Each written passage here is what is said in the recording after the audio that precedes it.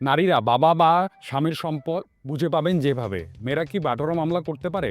আমাদের সমাজে কিছু মানুষের ধারণা রয়েছে মেয়েরা পিতার সম্পত্তি বা অংশীদারি সম্পত্তি মীমাংসার মাধ্যমে বুঝে না পেলে বাটোয়ারা মামলা করতে পারবেন না, কিন্তু এই ধারণা সম্পূর্ণ ভুল। মেয়েরা সাধারণত ভাইদের কাছে বাটোয়ারার কথা মুখ ফুটে বলতে পারেন না, আর এই সুযোগে ভাইয়েরা বোনের সম্পত্তি নিজেদের নামে জরিপ বা রেকর্ড করিয়ে নেয়। কিছু বছর পর এই জমির হদিস পাওয়া যায় না, তবে বাটোয়ারা মোকদ্দমা করে জমি উদ্ধার করা যায়। মেয়েদের ক্ষেত্রে দেখা যায় জমি দখলে থাকে না, তবে মাথায় রাখতে হবে বাটোয়ারা মোকদ্দমা করতে হলে শুধু মালিকানার অংশীদার হলেই হবে, কোনো দখলের প্রয়োজন নেই। তবে বাটোয়ারা মোকদ্দমার সাথে দখলের আবেদনও করতে হবে। কোনো বিধবা নারীও তার স্বামীর অংশের বাটোয়ারা চাইতে পারে। আপোষ মীমাংসার সুযোগ। জমি জমার ভাগ বাটোয়ারার ক্ষেত্রে রাষ্ট্রীয় অধিগ্রহণ ও প্রজাস্বত্ব আইনের ১৪৩-এর খ ধারায় আপোষ মূলে বন্টনের উপর জোর দেওয়া হয়েছে।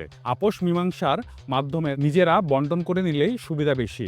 আদালতে যেহেতু দীর্ঘ সময় লাগে নিষ্পত্তি হতে, তাই নিজেরা আপোষ মীমাংসার মাধ্যমে ভাগ বাটোয়ারা করে নেওয়াই ভালো।